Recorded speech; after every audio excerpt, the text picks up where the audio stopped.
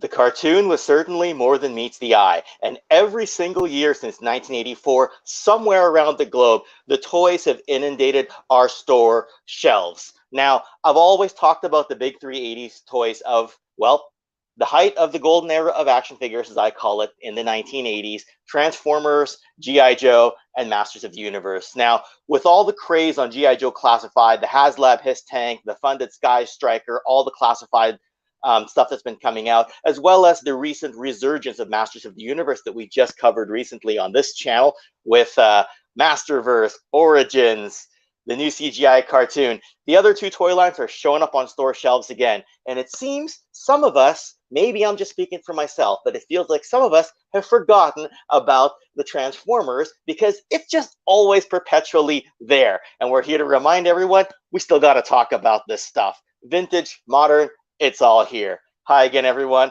My name's Ken. Happy Sunday. This is a Toy Kennections Online live stream, or TKO. And I'll say hi to everyone in the chat shortly here. I see there's a few of you guys in there already, but I'm going to pop on a few guests here. We set up the stream in the middle of the week, and the guests I invited were all too happy to come on. So for the first time on this show, I was actually, interestingly enough, we just chatted for the first time on Thursday. And I watch him every single week on Toy Geeks, on Geek Dad Life's channel, and I was really surprised at how much Transformers knowledge he had, because he'll throw in a little nugget of information here and there, just as their streams are going on, and I'm like, I gotta get this guy on for a Transformers chat. So here he is right now, John from Toy Geeks. How are you, my friend? I'm good. Thank you, Ken. Thank you so much for having me on. This is awesome. Yeah, no problem. And always amazed by your Masters of the Universe Classics setup back there. And is that the Classics Castle Grayskull? It is. It is. It's probably one of my favorite toys ever made. You know, even the vintage stuff. Like when I opened it that first time, when Matty Collector first shipped it, it was honestly Christmas morning all over again. Like opening a toy on my living room floor. It was. It couldn't have been any more perfect. Opening up this Castle Grayskull is amazing. I've seen one in person next to the original Grayskull, and it's a beast. So yeah. All right. Is. So we invited a few other guests here, and my buddy here from well, he's from New Zealand, but he's living in Japan right now. And if you check out his channel called Treasures for Trigger, he's always talking about, well, foreign toys. Lately, he's been covering a lot of Takara, or as it's properly pronounced, Takara, because he actually says it right, unlike the rest of us, based G.I. Joe items and Transformers items. But for the first time on this channel as well, even though we've known each other a while, Phil, welcome, buddy. Hi, Ken. Thanks for having me on. Good evening, good morning, everyone. It's 1 a.m. on Monday morning in Japan, but happy to be here. So thanks for inviting me, Ken. And yeah, looking forward to having a good old chat about Transformers. You know, if somebody sent me an invite for 1 a.m. in the morning, my time, I would probably flip them the bird, do it again, not speak to the guy for a while, and say, some of us need our beauty sleep. But well, not Phil. Phil is like on, Transformers. Yep, that's the one. I'm doing Azazel. I'm pulling an all-nighter. So, yeah, I'm lucky I'm on school holidays. I'm on school holidays now, so I can sleep it off tomorrow. So. Yep, happy to be here. Yeah. Awesome. So Toy Kennections Online live streams would not exist without this particular individual, because this channel is way too small to have any real sponsors. But this guy allows me to use his StreamYard account as if it's my own, and I've been abusing it nonstop, kind of like a kid that keeps reaching into the cookie jar over and over and over again, even though we're not actually related. But some of you might know him from a viral video he had from a few months back, actually almost a year ago, that's now sitting at 2.5 million views. But all the way from Netherlands, my personal Flying Dutchman, Crazy Dutchie himself, this is Jody. How are you, buddy? Greetings and salutations. Doing well, bud. Doing well. Hey, you say you would flip somebody the bird if you pull them in on a 1 a.m. live stream. I can remember you and pulling me in a 2 a.m. live stream. Well, you have an extra hour of sleep there, so it's like, you know, I might just flip the bird once and not twice. So, you know, splitting hairs a little bit. How's life over on Cybertron there? Yeah, it's getting warm over here. It's definitely warm here. I had the AC going on all night. Yeah, so before I forget, all the links to these gentlemen's channels are in the description section of the video. So toss them a subscription, toss them a like, or toss them a dislike, because dislikes actually help the algorithm, even though haters don't know that. So whenever I see a dislike, I'm like, you think you're harming my video? I'm just like, you're just helping the darn video. So I almost deleted. Sorry, what? I'll take what you can get. I'll take what I can get. I almost deleted some hater comments in my chat the other day, but it was a back and forth thing between him and one of the regular guests of the channel. So I'm like, I was gonna leave it up because it's gonna keep bumping the algorithm. So let's do that for now, and then starts any more trouble, I'll hit hide user for the first time ever. So anyway, let's say a quick hi to the chat before we get things going, and it's actually quite busy this morning comparatively. We got TJC, we got Gazz. I was talking because I wanted to make the chat look busier than it actually was, but it actually ended up being busy. Jody's pulling double duty. Hans Chow, good to see you. Hopefully I didn't miss anyone. Anonymous, 1, 2, 3. We got, Boba Hicks, good to see you. Ryan Sweeney, always welcomed here. Nolan. Who else we got here? I think we got Scuba Pete. Almost forgot you. Almost scrolled right past your name there. Right, we got somebody from Facebook, and we got Josiah Alcorn, and I think pretty much caught up here. People usually file in a little bit later on in the stream, but we've got a bit of an audience right now. So, gentlemen, I got something of an informal agenda today, but I thought, why don't we talk right through it anyway? So, most of us grew up with Generation 1 and maybe a little bit of Beast Wars, depending on the year you were born. If you're building a collection, whether you have one now or whether you used to own one, is there a specific character or set of characters that you build the collection around? Like if you were to talk to someone who's just starting out, what would you tell them to build a collection around? Phil, I got you counterclockwise. Let's start with your thoughts. That's a very good question. There's just so much out there, isn't there? So in terms of myself, I started, I've been in Japan for 4 years, and I started collecting figures about 2 years ago. So I think the natural starting point for any adult collector is going vintage to the stuff that you had when you were a kid. So that's been my starting point, and I'm quite lucky in Japan as well. There is a lot of the G1 reissues. So my starting point has been like the Encore Transformer series. I've got one here actually. I think it's similar. I think Hasbro has a similar type of reissue, but it was just I'm a bit of a sucker for box art, so it was the box art that really pulled me in. Just brought me right back to 1985 or whatever. So that's been my starting point. And the reissues are, relatively affordable as well. And you still get that amazing G1 feel to them. So that's where I've started, and I've built up my reissue collection quite steadily.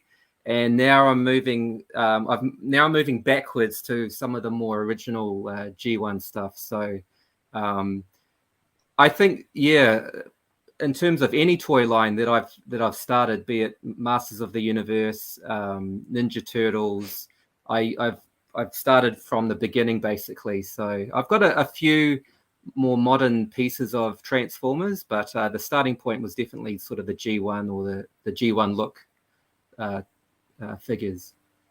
Fair enough. Yeah, I mean, it was the same thing up here. Like they had the commemorative series reissues in the early 2000s that had that box art, and the Walmart ones as well. Toy Geeks John, what about you? Where does the guy start? Build a collection around. I would say like you said, if you grew up on G1, that's probably where you will start, almost naturally, to be familiar with it. But myself, I always was drawn to like the more Beast Wars characters, where I was born in 81, but I was still in my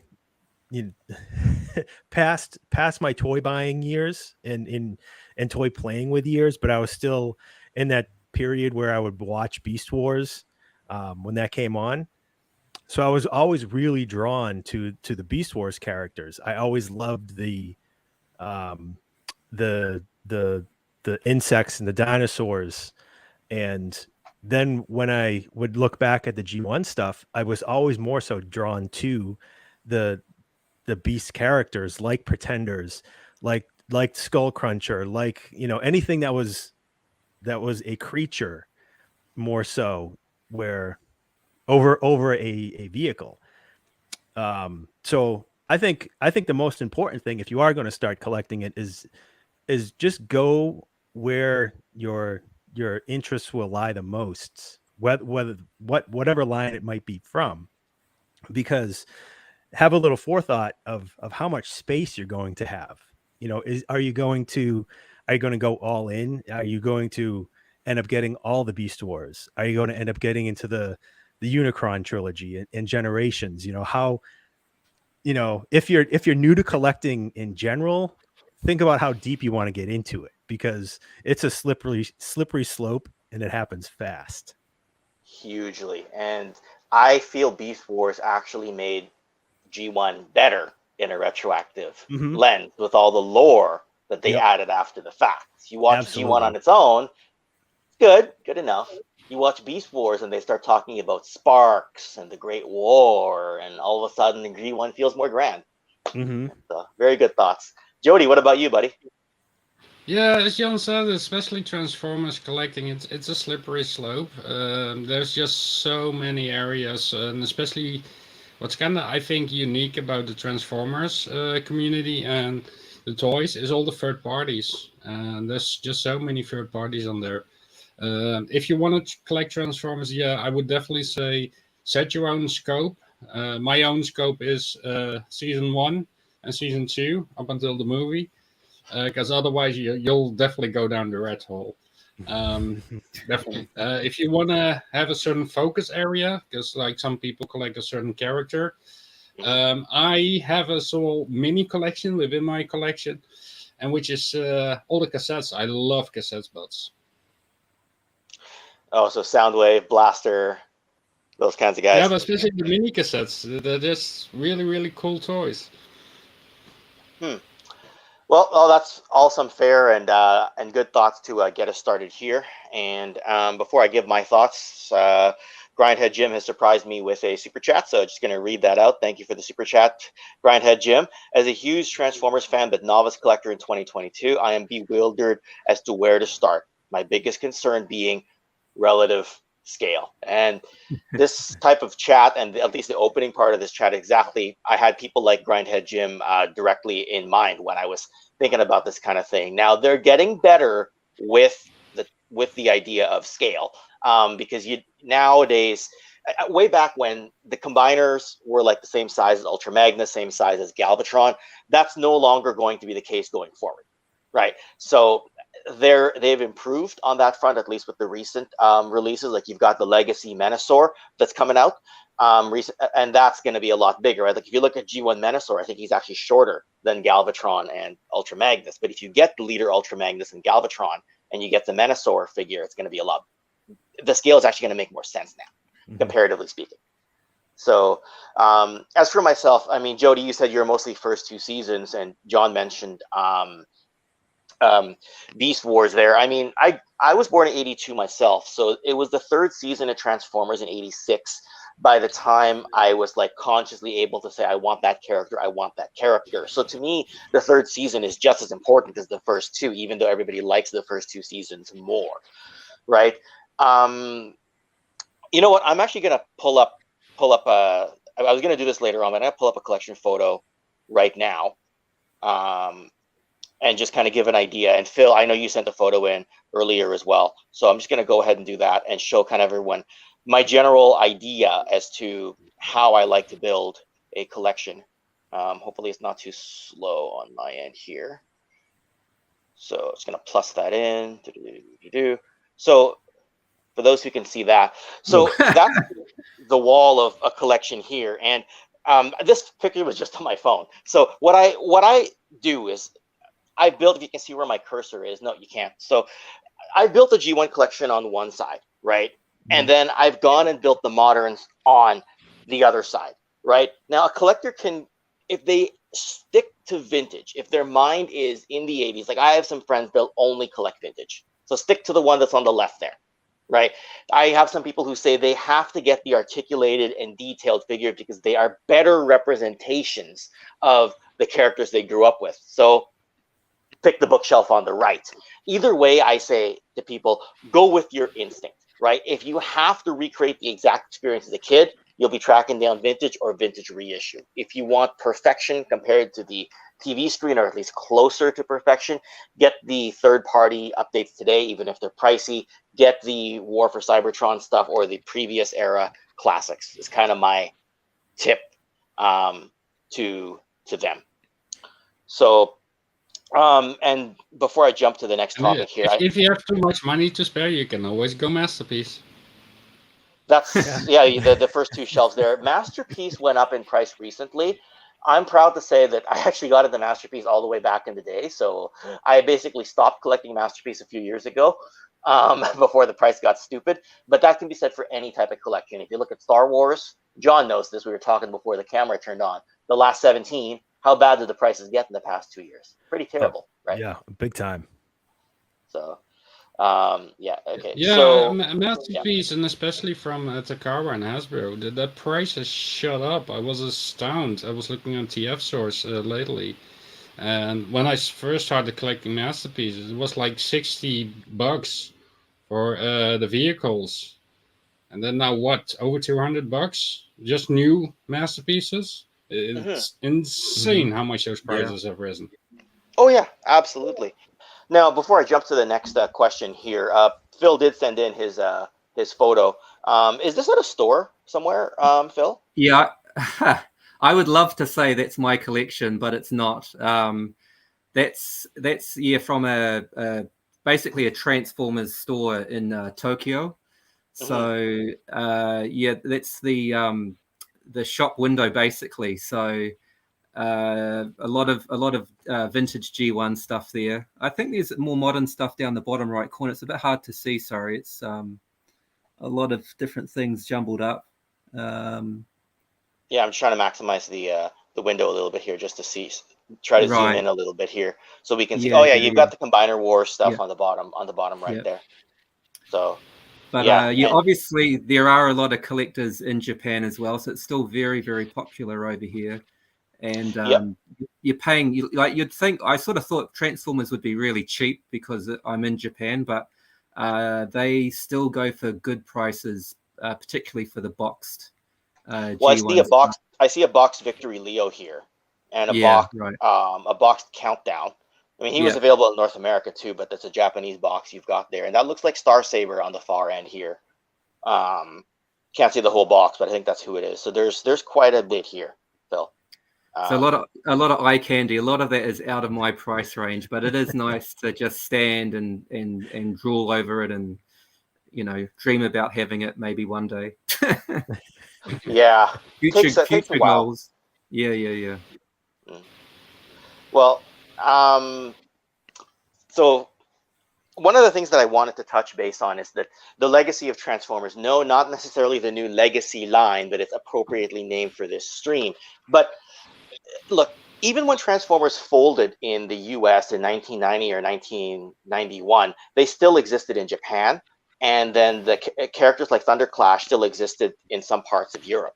So as far as I can tell, every year from 1984 onwards, there has been something Transformers related on the shelves, right? In 93, they had Generation 2. So after the European market stuff was done, they went to G2, and then they went to Beast Wars, and then Beast Machines, and it's just never left store shelves. And it's always been, for the most part, in print within comics, on air in the cartoons. I don't know. Let's talk a little bit about the legacy. Let's go reverse order this time. Jody, what do you think? Well, you say that, but not over here in the Netherlands, because we actually have a big gap between Generation 1 and Beast Wars. We never got to G2. So over here was G1, huge gap, Beast Wars. Beast Machines, and then a huge gap until all the newer stuff like Armada and stuff. Yeah.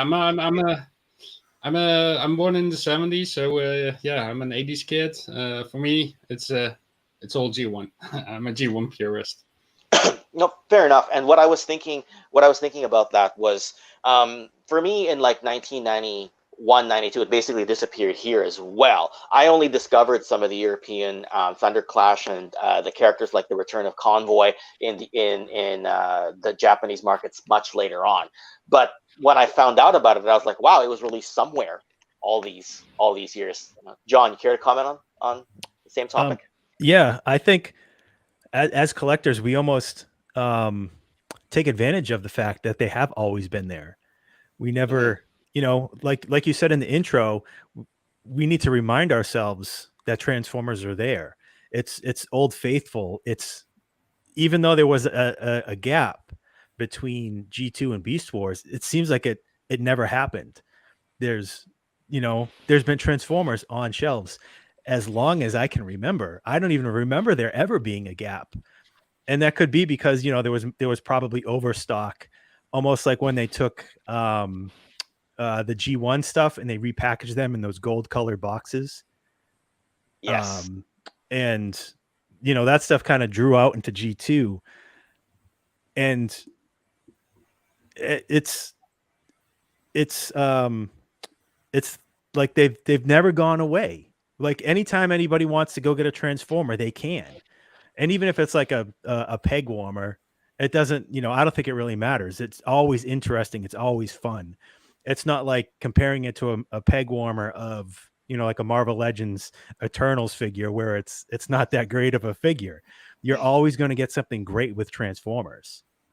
It's always ready to play with. It's always ready to go. And you never have to worry about it not being there. And I think after all this time, we do sort of take advantage of that fact, I remember exactly like you said, like I know G2 had a definitive stop and I found out later it was 1995, but I think the overstock sat at the Toys R Us here. And then all of a sudden Beast Wars came in and it's just like, okay, it's always there. And I'm sure there was a gap where I didn't go to Toys R Us where probably a few months wasn't there, but every calendar year there was something. Like maybe G2 ended in early 95 and it was fall of 96 before Beast Wars came in. I'm sure it was something like that. But every calendar year you were covered, right? I'd get more details, but I'd have to pull my book up here and start reading it. And it's also, that book's also in Japanese, so I'd just be looking at the pictures. I don't know how good Phil's Japanese has gotten while living in Japan. But my Japanese is good enough to appreciate the pictures. So let's just say that much. Okay, fair enough. I don't know, Phil. Care to comment on the same topic here? Yeah, I think as you guys have said, you kind of take it for granted that it's always been there. But if you really strip it right back to its basics, like Transformers are, they're transforming robots, and that kind of appeals to all sorts of age groups. It crosses generations. You don't really need a backstory to appreciate Transformers in terms of what it is as a toy and what you can do with it. Whereas, for maybe Masters of the Universe, G.I. Joe, you do really need that backstory to kind of appreciate and understand what it is, where the characters have come from, and so forth. But as a kid, for me, I think I got my first Transformer before I'd even watched the cartoon or knew much about the storyline. But I was just totally blown away by this transforming robot, and it totally mesmerized me. So I think that sort of basic charm still holds true. And I think sort of younger kids, teenagers are still interested in Transformers, whereas things like Masters of the Universe, G.I. Joe, adult collectors, yes, but has it actually carried over to the younger? I'm not sure, to the younger generations. I don't think as well as Transformers does. A robot, I guess, is low-hanging fruit and a right point for toys. Yeah. But let's let's pop this question in here. Grindhead Jim, thank you again for the super chat. So question for the panel, he says, which is the definitive KO version of Unicron that's currently available? And I know Jody's already at least partially answered this in the chat. So Jody, did you have a third party? First of all, Kenny he means third party, not yeah, KO. That's what I figured. Yeah. So I guess just to clarify the question there, KO, I guess, is generally like a one-to-one knockoff, or almost like this Optimus Prime here is a KO downscale of the MP01 figure that came out, but a third party, someone has to go in and actually do all the 3D work and basically build it from scratch based on like an animation cell. But I don't know what your guys' thoughts are, so anyone can jump in at any time. But personally, for me, I didn't jump on the HasLab version because I was happy with my 25th anniversary 2011 version, which if you look up the Armada Unicron from 2003, and they recolored it in 2011, and they released it through Takara Online, and I got it shipped here. I thought that was a perfect Unicron for that era, and I just never bothered to replace it just because it was big enough. If you're looking, so I actually do have the HasLab one, but the problem with the HasLab one is a shell former, and just as terminology, shell former means you basically a vehicle is the shell, and you take away the shell, and you're still left with a robot. So, and that's a HasLab one, because all the whole planet side all forms into back cable. If you're looking for a really good Unicron, one cell's Unicron. I forgot what they call it, but it's so gorgeous. It's so well designed. So the planet shape actually turns into his body pieces. There's no back cable. Do you know what the size of that thing is? He is not as big as Unicron. I believe he's about yay tall. Okay, so it just looks nice. Yeah. Anyway, yeah, he looks really great. He's not super large, but he is just so well designed. Yeah, I mean, it's just with the scale and the size. I mean, as much as I'd like to tell Grindhead Jim to go get the HasLab one, the secondary market on that's going to blow up. So you can either get the one cell one or the 2011 25th anniversary one. So yeah, cool. Well, I guess that answers his question more or less. So I mean, I had a debate on this on Sergeant Slaughterhouse, and my answer was obviously yes, which I'll get to later. But is Transformers the greatest boys targeted toy line of all time? And if not, what is? Toy Geeks John, what do you think? I think I know your answer anyway. That's a loaded question. Yeah. I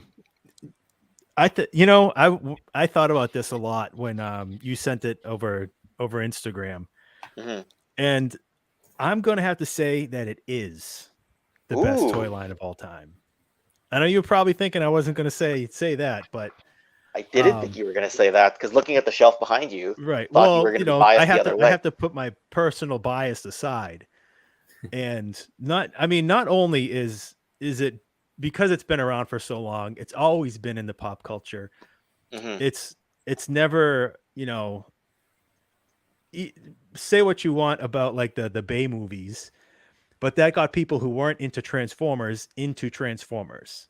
Yes. And not because of any of that, but also when I was growing up, like I always thought Transformers were a little bit more educational than any other toys, only because they're so important for like building motor skills. Like for a kid to take, like a 5-year-old kid that can take a deluxe class Transformer and figure it out without looking at instructions, and figuring it out from transforming it from the robot back to the car and vice versa.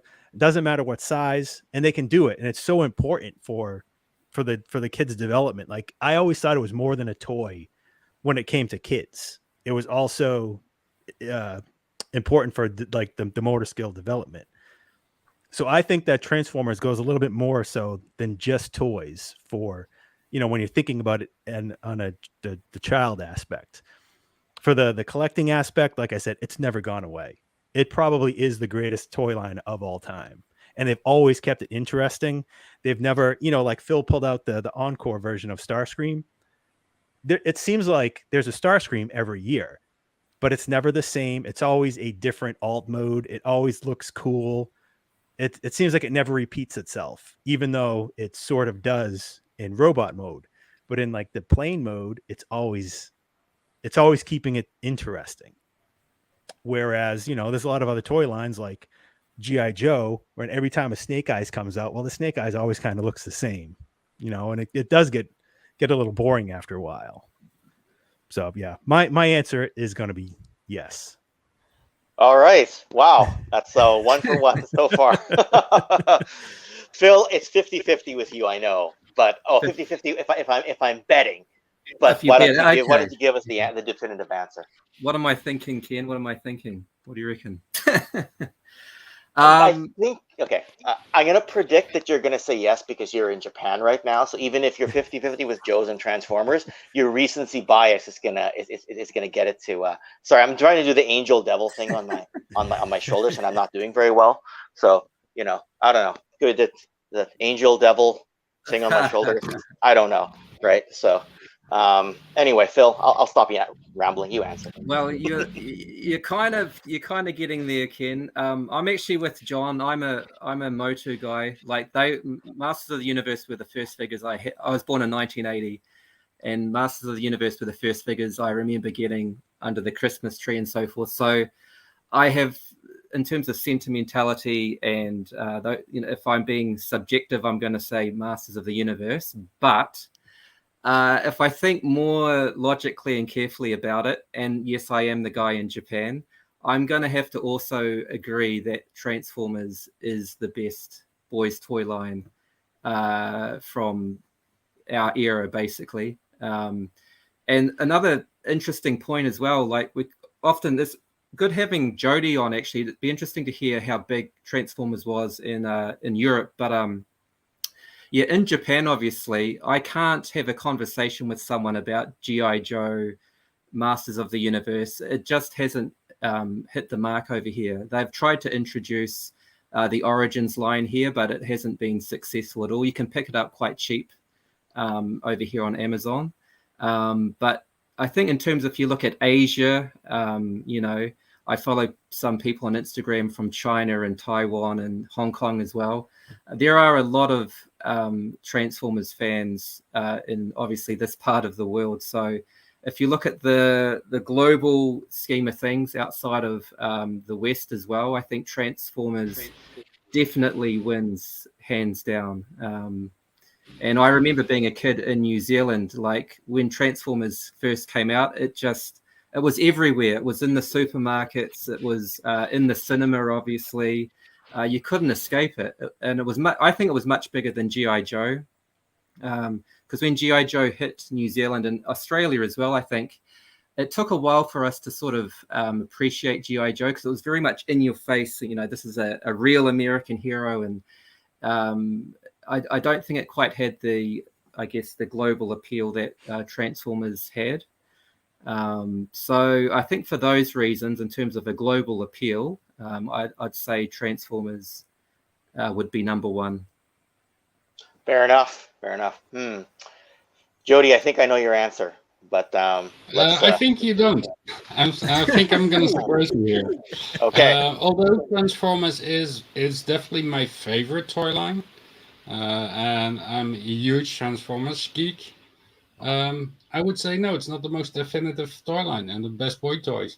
I would go with Mask. Cool. Oh, well, okay. I was striking Left field. Wow. So they're transforming vehicles as well. So one of the challenges with Transformers is, especially the G1s, they're kind of fragile, and if for play value, if you're trying to reenact your Transformer scenes from the cartoon, here comes Optimus Prime. Wait, 5 minutes. So you can't really reenact what you see in the cartoon with Transformers. And they're so fragile. Mask is, for me, the most definitive and ideal boys' toys. It's transforming. It has action. You can reenact the scenes. Mask all the way. Okay, wow, that's the curveball that I wasn't expecting. But after having chatted with Jody a little bit, I'm not actually that surprised because we have talked about Mask before. I thought that was actually just going to be his sleeper favorite, not like an outright favorite. But that's a great answer. And about what you said about the transformation sound that you make, in the cartoon, it's so fast. It just goes and it just transforms. When I was a kid and I was trying to transform it, I tried to make that sound, but I'd make that sound for like 30 or 40 seconds. And a relative would come into the room like, what are you doing? I'm like, I'm doing what they're doing in the cartoon. They're like, no, you're not. I'm like, I do sound a little awkward, don't I? Because I'm just in the moment trying to make that sound. I don't realize as I'm flipping it the wrong way, I'm still making the sound. So now when I hear someone else try to make the sound, I cringe a little bit because I'm hearing my 5-year-old self trying to mimic and mock it. All that's to say is that I think it's no surprise that I do think it's the greatest toy line of all time when you consider the whole history of it to present day. If you're just going vintage, I like the scale and playability of G.I. Joe, but I think that definitively stops in the early 90s. Say what you will about the neon colored stuff, but I think it definitively stops there. And I think they had Transformers beat to that point, but then they didn't continue. Right. So if I get asked best vintage line, I always say G.I. Joe. If I get asked best toy line of all time, I say Transformers. And I think there's a few people in the chat, maybe Scuba Pete, that might say that Star Wars deserves the nod there. I see the argument. I asked toy line though. If it was movies, okay. But anyway, carry on. Yeah, I'd say franchise-wise, Star Wars would be Transformers' biggest competitor. Yes. But in terms of a toy line and a continuing toy line, Star Wars, can't touch Transformers. I don't think. No, that's right. And I think what it is Star Wars had a core cast that was timeless. Yes, they had kind of an ensemble cast, but Transformers, I think, had the true ensemble cast. Right, like you didn't have to have a main character in order to play with it. You could get Prowl or Thundercracker. Right, they weren't the main guy, but you could play with them all the same.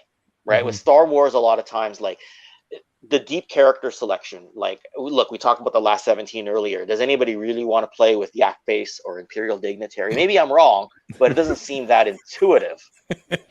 Yeah, I think every toy line has its own Imperial Dignitary, regardless. Yeah, but even Transformers' equivalent of Imperial Dignitary had more gadgetry going for it. Yeah. Than Star Wars having just a guy with no weapons in a purple headdress.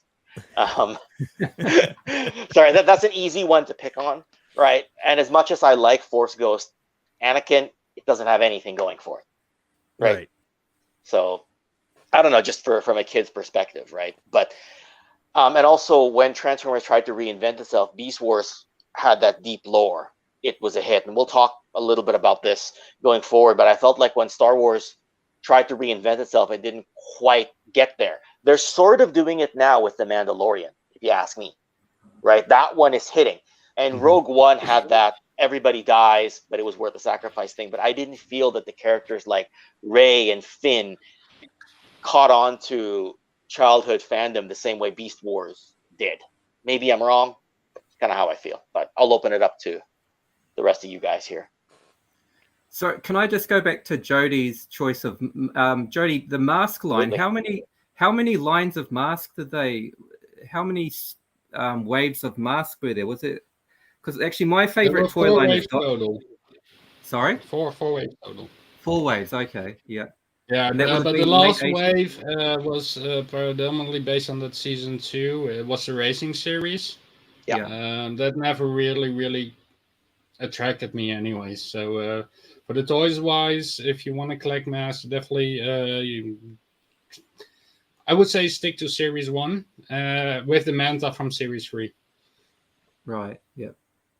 Because actually, I'm a big Dino Riders fan, and if you'd ask me what is my number one toy line, it's Dino Riders. However, there are only three waves released, so it had a very short time frame. And in terms of calling it the greatest boy toy legacy, I can't, because it was just such a short-lived thing. So unfortunately, yeah, if you're talking about how long it lives, then yeah, Mask was also pretty short-lived. Right. Like Dino Riders, way too short-lived. Yeah. Yeah, it had the highest ceiling that didn't quite go anywhere after that. That's my issue, right? Like it never hit its potential. Mask never hit its potential, if you ask me. Yeah. I'm a huge Air Raiders fan. Oh yeah. They only had one wave. Any Starcom fans? I Remember really like Starcom? Starcom. I love Starcom, but it's like that one thing that I've never started to collect. I bought maybe 2 things, like the Star Max bomber and a Shadow Raider, but yeah, I love those toys. Yeah. I would deploy Magna Logon. Yeah, I mean, my thought on this is that when a line continues to release things every single year, that tells you that something's working. Like, I think it was Hasbro's big moneymaker all those years before they acquired some of the Disney licenses, right? And I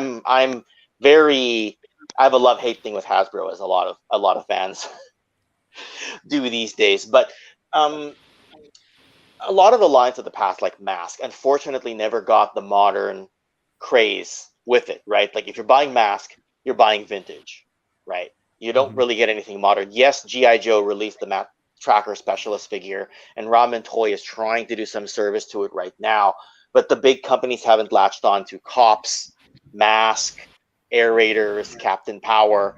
They haven't latched on to those. They always go back to the same legacy properties, right? And they're recently circling back to Masters of the Universe and G.I. Joe, right? But otherwise, it's almost always Transformers, Star Wars, and since the early 2000s, Marvel, right? That's another one you could argue Marvel, but I kind of felt that it was a Secret Wars line, Mego line before that, and then dovetails into nothing, right? And then Marvel Legends comes up.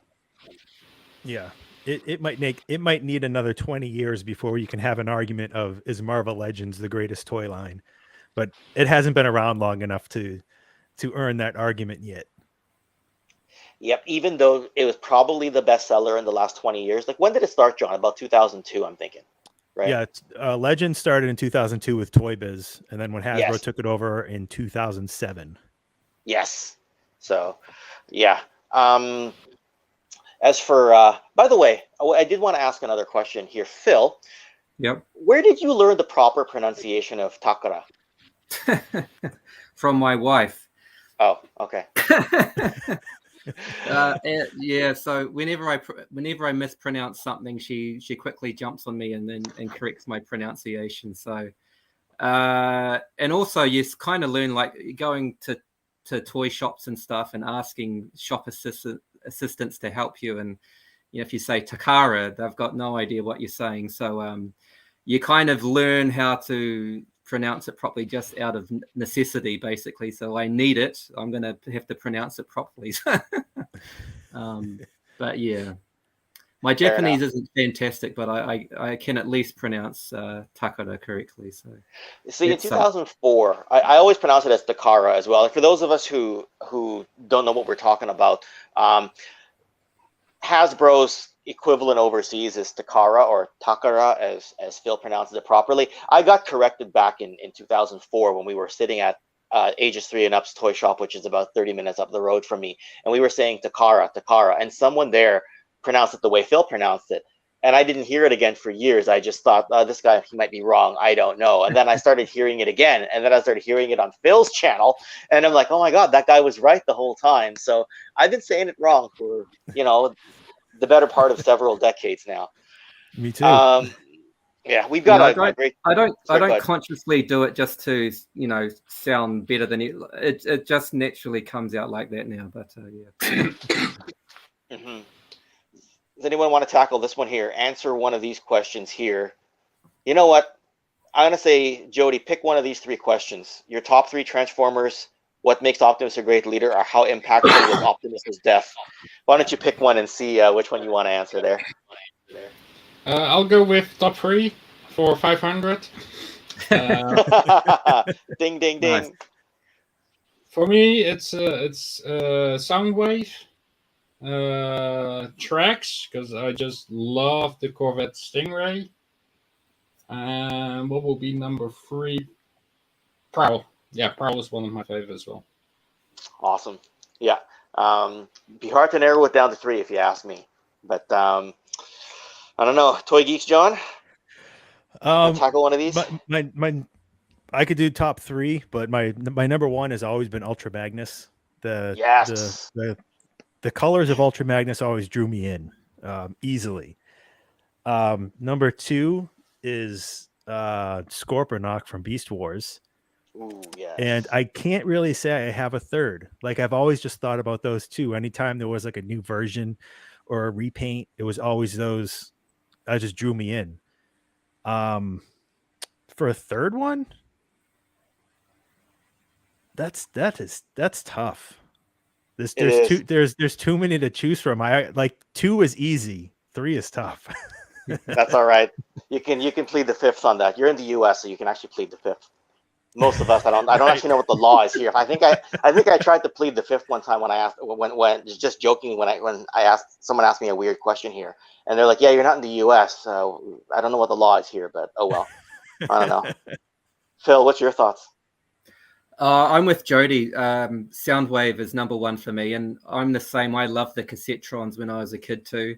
My parents bought me a lot of them, and they're great for display because they're so tiny, and they're very simple, but they just, even today, you know, they are cassettes. It's dated technology, but they still just have that charm to them. So Soundwave, number 1. Number 2, I like the Decepticon jet Skywarp, the black and purple one. The Skywarp would be number 2. And I like the Dinobots too. I was always with the Dino Riders, obviously. Always a kid obsessed with dinosaurs, so probably Grimlock. Yeah. Oh man. As an adult, sorry, I'm hearing a bit of an echo there. Is that somebody's computer? No? Okay, that's gone. All right, cool. I mean, Ultra Magnus. I was actually surprised to hear Ultra Magnus's name earlier, but for me, what I liked about him was he was a leader, but he was a flawed leader. They tried to make him very different than Optimus or Rodimus or anybody else. He didn't want the mantle. It was thrust upon him because he was trusted. He could be a leader, and he could be a soldier, and he could be a follower. It wasn't unconditional for him, and he just looked cool. So Ultra Magnus for me, Jetfire, that's why I have a box one, and Omega Supreme. But initially, I didn't expect all of us just to answer the first question here, but for me, the one I wanted to really touch on was how did the death of Optimus Prime impact the rest of us? And in my particular case, I feel that because he was taken away from us, as much as people say it was a stupid decision, right? Him being taken away from us and being that first sort of big death of a character from those franchises, it made him more precious and more important to us over the years, if you ask me. Because in my mind, he has his peak moment there where he goes, in the movie, where he goes, Megatron must be stopped no matter the cost. He rides in with, you've got the touch. He has the fight of his life. He dies right in front of us, introduces us to the Matrix for the first time. We're like, oh, what's this holy artifact? And then he's gone for a year. Makes him more important in my eyes, right? Went down with the cost. I don't know. What do you gents think of that? Or am I being over dramatic here? You always are. Yeah, I know. I'll be honest. I didn't even see the Transformers movie until I was probably 15 years old. I remember finding it on VHS, and I picked it up for a few bucks. And when I did watch it, my first reaction, at that point, this is 1996 or 1997, so it had been quite a while. But I was a little bit more understanding, of life in general. It wasn't like I saw it when I was 5 years old. So when I did see that, I was like, what are they thinking? Like, what are they like? They're purposely trying to traumatize children back, 10 years ago. Like, it honestly blew my mind because it was the first, it was, like I had seen movies that had death in it. I had family members that had died at that point that, I reflected on. Like, this isn't like that kind of thing. This is where you're a kid and this is like the character that you look up to every Saturday morning or after school every day. And he just destroyed him. And I couldn't believe that they even did that. I could not believe it. It's the most brutal way of getting rid of your old toys and introducing a new toy line. It was absolutely brutal. I think that was most emotion I had was anger, really anger, angry that they did it. And it got so many backlash. They were actually planning to, in the G.I. Joe movie, they were actually planning to kill off Duke as well. And because they got so much backlash of crime, they rewrote that part. Yeah, interestingly, we had a table read a few weeks ago for Cobra Convergence on Jay Bartlett's channel, and we actually got the version of the script that has Duke's death. And reading that, I was like, oh my God, they really were going to go through with this. Like, they scripted it right to the end. This wasn't just, okay, we'll make a change midway. They actually wrote it out. I don't know. What was it like in New Zealand, Phil? Yeah, well, I was crying into my popcorn. I was traumatized. Yeah, it was big. It was all the talk in the playground, obviously, when it happened, and obviously it was a stupid move. But I guess it's part of the Transformers, myth and legacy. We're still talking about it today, and maybe the movie obviously wouldn't have had a lasting impact if that hadn't happened. So at the time, definitely traumatic, and oh my God, what the hell have they done?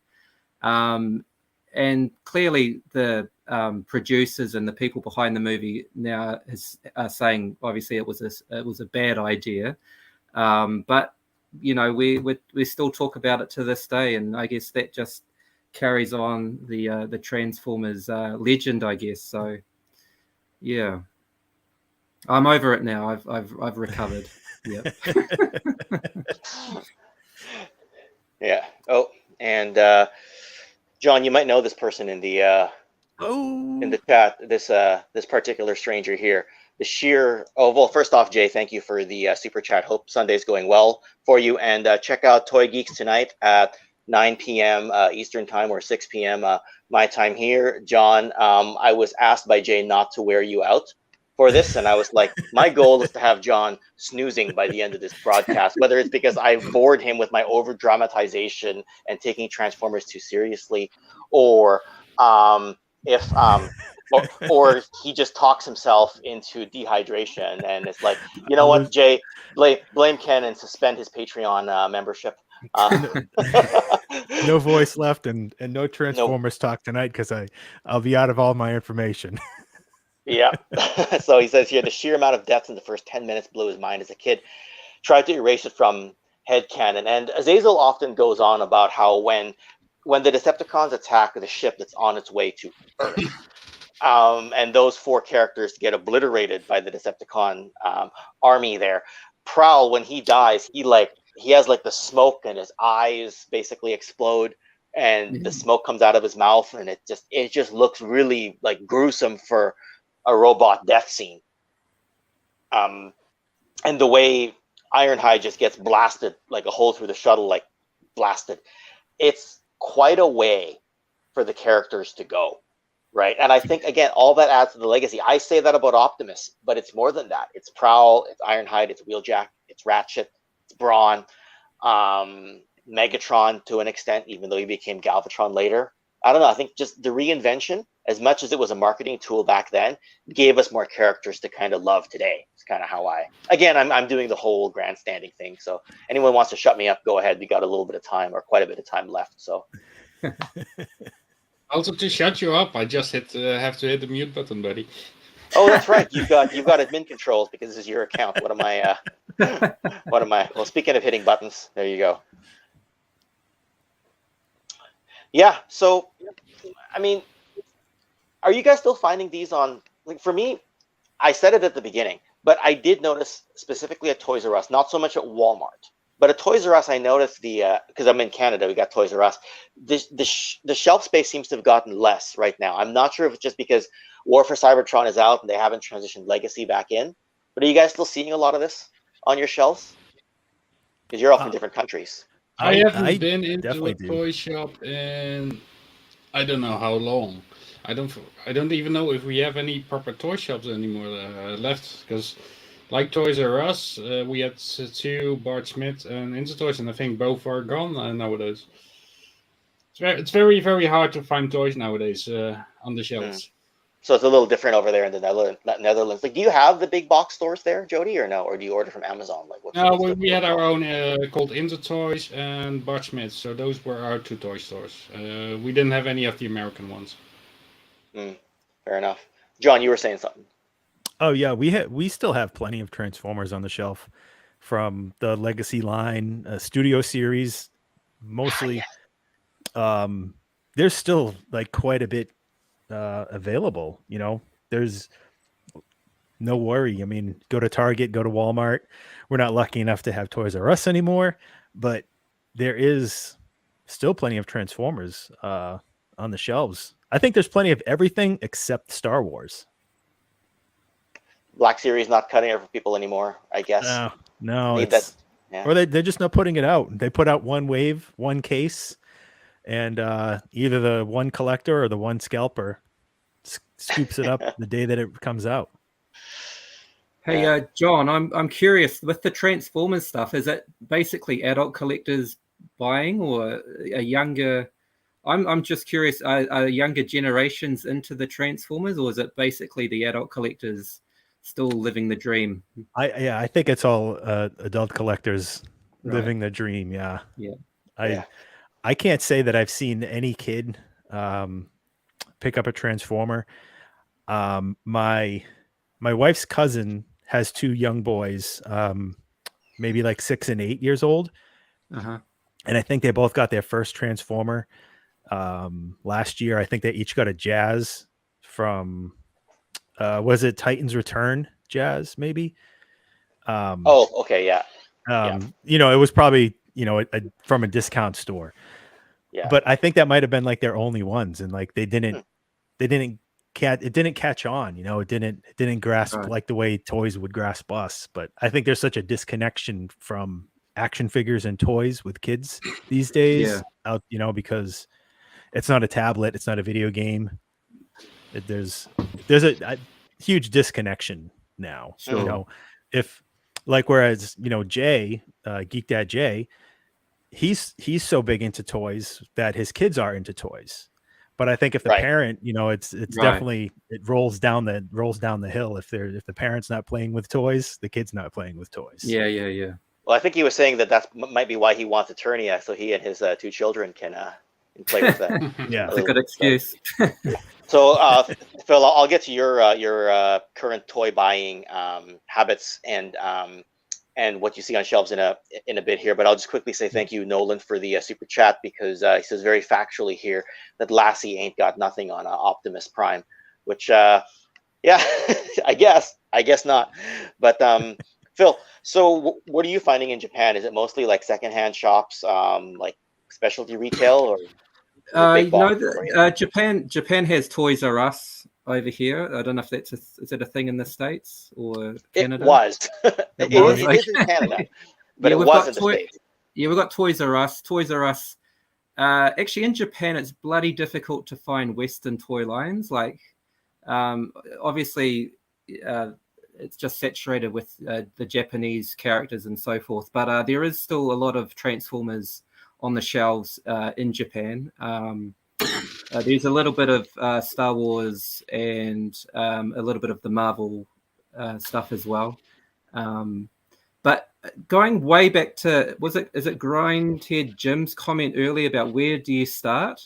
I get what he means, because I'm relatively new to collecting. Like, I started 2 years ago, and as a new collector, in terms of the range and the lines of Transformers, I wouldn't know where to begin. Like, I've narrowed it down to G1 and reissues of G1 because that's what my head can understand. But are you guys worried that maybe Transformers might be shooting itself in the foot with maybe releasing too much stuff? And is it? I saw some comments in the chat when you were doing an unboxing recently, Ken, and one of the comments was like, collecting Transformers, I've lost the fun for it. It's too expensive. There's too much of it out there. So, does Transformers need to actually take a break, step back, and take a breath? Because now you've got Moto Origins, and that's just gone gangbusters, and that's taken the limelight, I think, away from Transformers. Maybe, I don't know, just from a completely different point of view, does Transformers need to step back a little bit? I think you're on point there, Phil, because if you look into, especially like the last couple of years, the many different versions of like a Gazz. Look at how many different versions they brought out. The War for Cybertron series, Studio 86. There's just so many different versions. And while on the other hand, for example, the Masterpiece collectors, the prices have just gone up so ridiculously high. Like I said, when I used to buy a vehicle bot for $60, and now I'm paying like 120, 150 for the same bot, and for the bigger ones, even over $200. They're shooting themselves in the foot, definitely. Yeah, and this touches on something that some of you were saying earlier about what's in the toy aisles now. Is it kids or is it adult collectors? And I know that there's been this kind of long-standing thought that toy companies make things for kids. And yeah, I'm sure that the proportion of buying, like whatever it is, like, I'll just say 80-20 because I've heard that number where 80% is for kids and 20% is for adults. But I'm starting to wonder, there's a difference between the number of buyers and how much the buyers are spending. Because I'm willing to bet that, assuming that 20% is somewhere near what the number is, I'm willing to bet that 20% spends more dollars than kids. Because people like us will spend $100, $200 on something in the store. Parent buying for their kid, probably spending $20 or $30. So number of buyers, I think, is different than amount of dollars spent. And I also think that gap is closing. Like when I physically go into the toy aisle, I feel like that it's either equal amount of kids and adults, or in some cases, I think, John, you were saying earlier, there's more adults. It just feels that way. I think there's been a shift. I also think that, especially like the modern Transformers from Hasbro, I'm not talking about Masterpiece stuff, I'm talking about all the new lines that came up, even Studio 86. I think it's a miss on both marks. I don't think they're knowing who their target market is, because for me, is kids, they don't know these characters. There's no tie-in with the cartoons for these kids. And for the adult collector, I think they're really cheaply designed, because all of the new Hasbro stuff suffers from what I call hollow limb syndrome. If you transform, and yes, you no longer have hands as separate items, they're no longer parts formers, but you flip out a hand and as well, but there's a huge gap in his forearm. So the designs became very cheap. I think it's a miss on both scales, both adults and kids. They used to at least put a flap to cover that gap, but it seems like now they're not even putting that flap to cover it. Like even this third-party downscaled knockoff, like you look at the back, there are no voids on it. Like, I mean, I know this is a downscaled masterpiece, so it was designed that way, so maybe it's not the best example, but on a lot of the new ones, there's a void there, a void there, a void here, and even just a flap to cover it, like, yeah, it's hollow there, but at least you've tried to cover it, and they don't seem to be doing that as much. And I know toy production prices have gone up, and I did a whole video on, is Transformers still worth it? Because you've got price going up, figure size going down, right? We are feeling the squeeze, and I am actually passively hoping to get to the end of my collecting of Transformers, being like, okay, that's it, that's all I can fit in my display case, and I have everything I want. I don't care what you release anymore. Like, I'm getting into that mindset, where the excitement of getting a new toy is now me just racing to whatever the finish line is. And I don't know where the finish line is here. Is it there? Is it 5 years from now? But I kind of want to reach a finish line. I don't know. I mean, John, what do you think on that? Yeah, I think that's a great way to look at it is set your own personal finish line with the rising prices. I mean, it's not going to get any better. And it's like you said, you hadn't bought a masterpiece in a while, right? Yep. And so you sort of already set the bar there. And I think it's a good idea to set your next bar for when you're going to stop, because if you really don't, it's never ending. And then you start to make excuses for yourself. I do want that new Chromia. I'll just sell the one that I have already. But you've been happy with that one for the past 3 years. What makes it any different? Because you'll probably sell that other one for a loss, because now that there's a new one coming out, the old one is going to go down in value. So I think there's always a great point to just, set your finish line. Absolutely. Right. I don't know if either of if Jody, you want to comment on that as well, or if you already have. No, I think you guys nailed the point. Hit the nail on the head. So yeah. Yeah, Phil. I was just Ken, those legacy, the Transformer Legacy series. How do they compare price wise to, like, for example, Motu Origins? Are they a lot more? Like, I think with Motu Origins, are they? Yeah.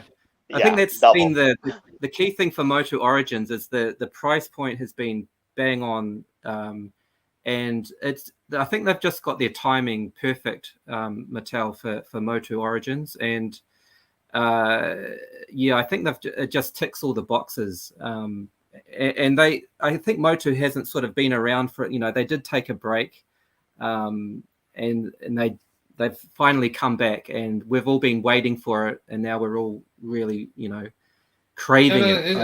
It's like you said before, Phil, and that's a good comparison with the Motu Origins. There is only Motu Original and Motu Origins, and there's a complete.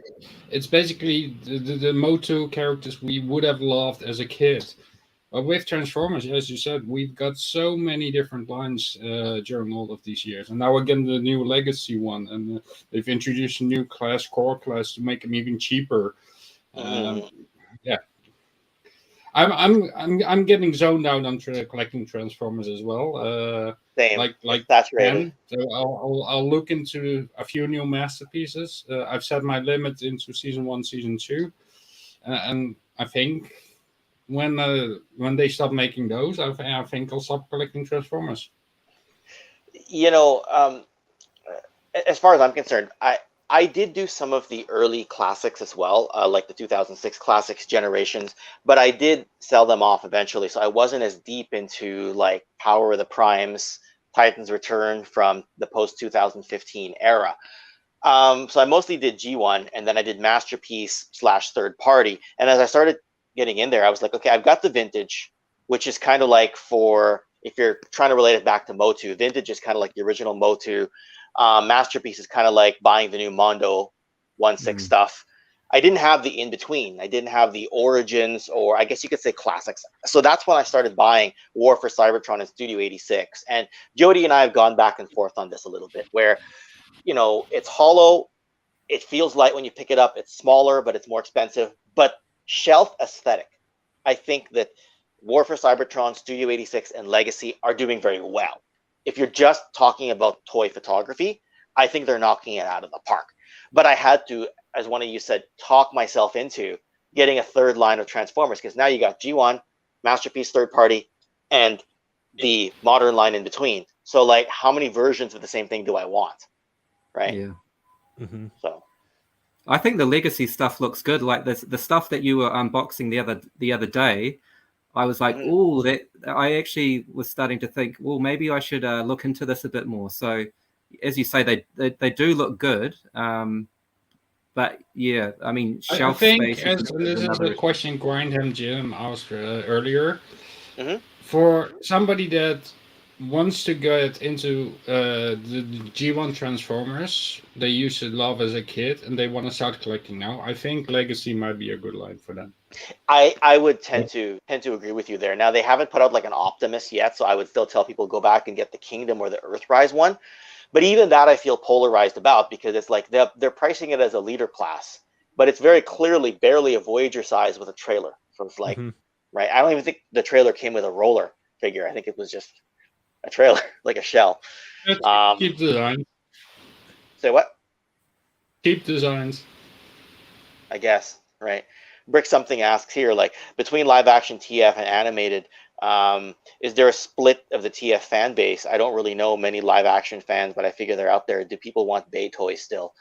We don't talk about Michael Bay on this thing, on this channel. So we don't talk about Bay verse. Just word.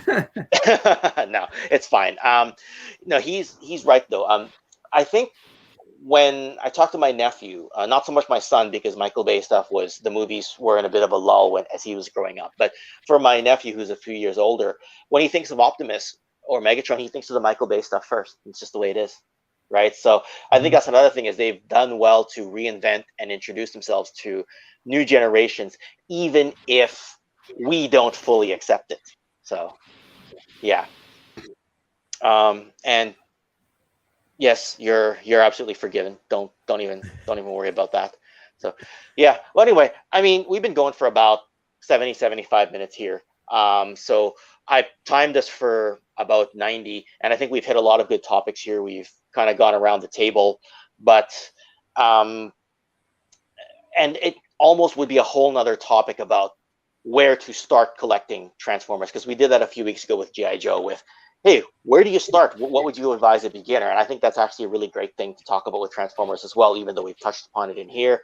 That could be another stream that I host going forward. But with regards to today's discussion, I'm not sure if anyone has anywhere to be, but why don't we wrap up with some closing thoughts about Transformers, the future, about the line. Have they gone as far as they can go, or is there still a little bit more room between where we are and the ceiling? Phil, what do you think?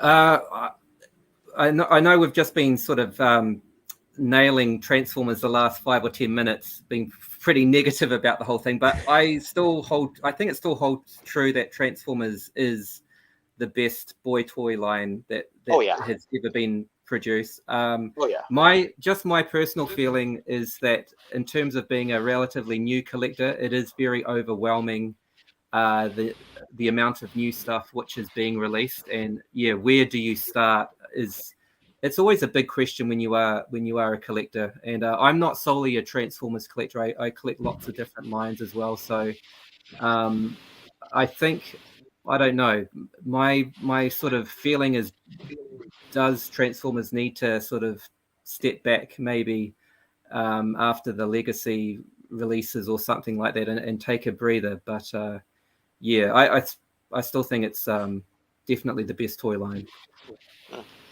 John? I think that they still have some runway left.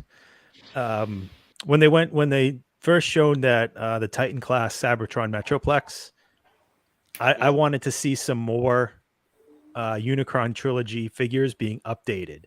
But I think the bad part of updating the figures from those years is they will suffer from that hollow limb syndrome.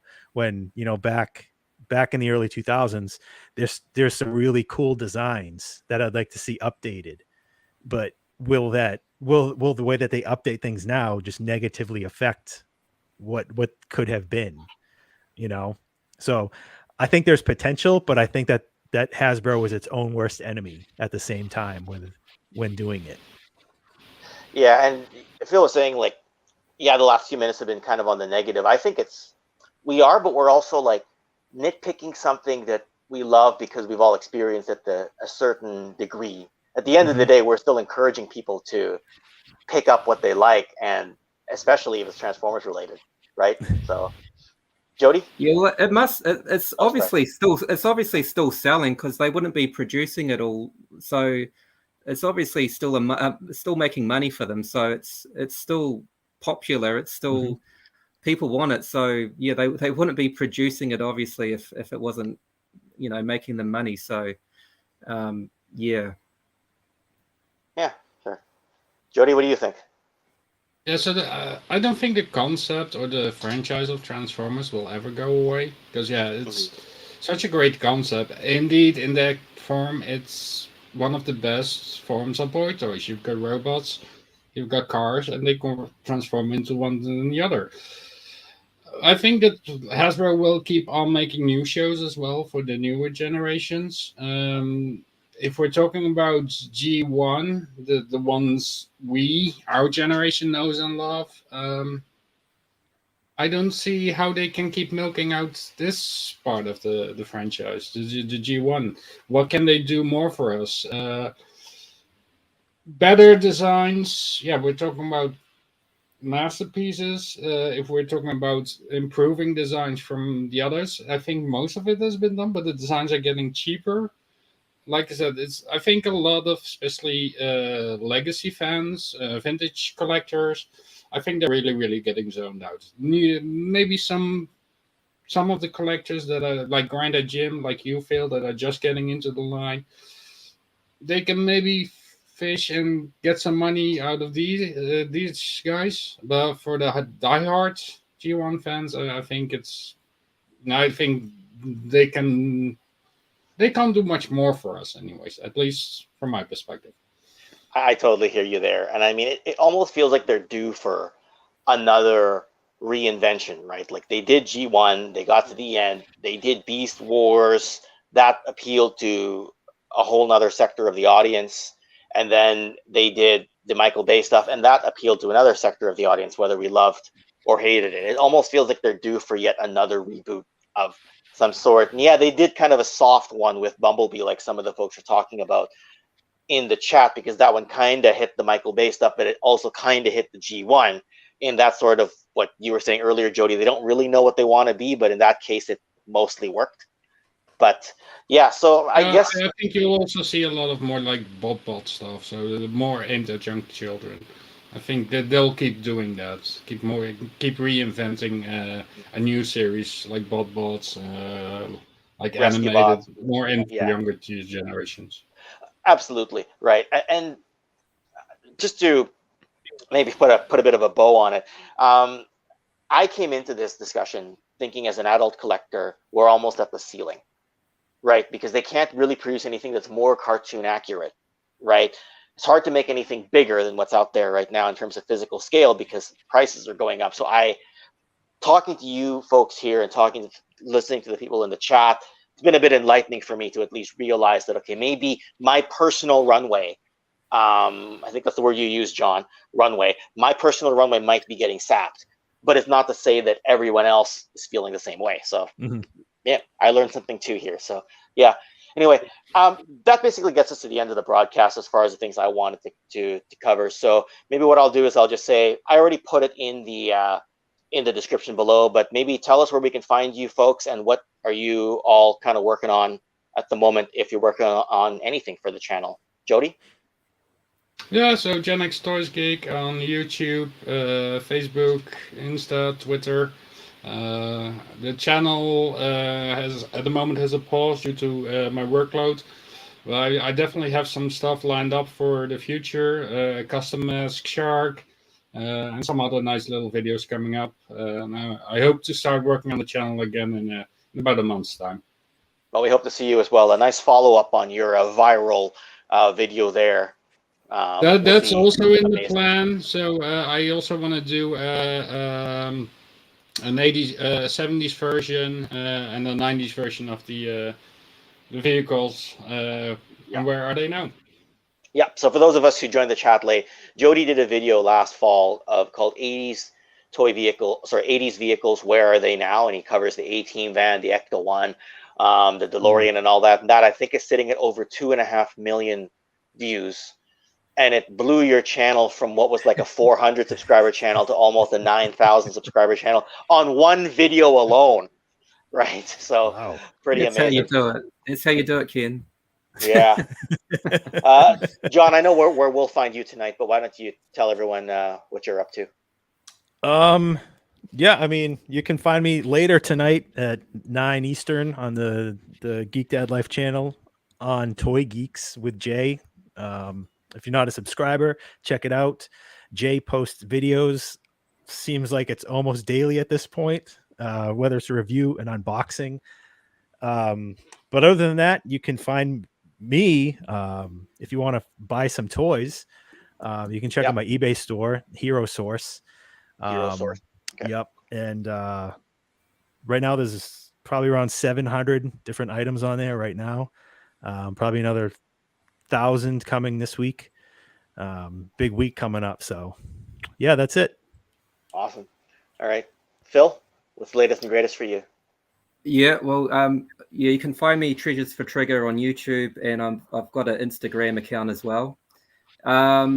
Things coming up. I've recently moved, so I'm living a lot closer to Tokyo now. So I'm planning to make more trips into Tokyo and checking out some of the toy districts. So there are some areas in Tokyo where there is, a lot of shops. So yeah, I'm hoping to get out and about a bit more. On my channel, you can see it's not just toys. There's other sort of adventures around Japan as well. So it's pretty lighthearted. It's a bit of fun. So Okay. yeah, I'm enjoying doing it. And I just want to say to everyone in the chat, thanks for coming along. And yeah, good to see everyone in the chat as well. And yep, thanks for having me, Ken. And hopefully we give you a small subscriber bump there, Phil. But yeah. Good. Anyway, hey, yep, for sure. Great discussion. Thanks to all the panelists here today and everyone in the live chat. You can find us next week. I'll be talking to Carson Metaxas from 3D Joe's about his Operation Recall Kickstarter. So on the last day, we'll be here at this time in the morning as well. So look for the stream announcement on my channel on that. But otherwise, I'll bid everyone farewell, goodbye, and we'll see you all again soon. And happy collecting toys. Have a good one.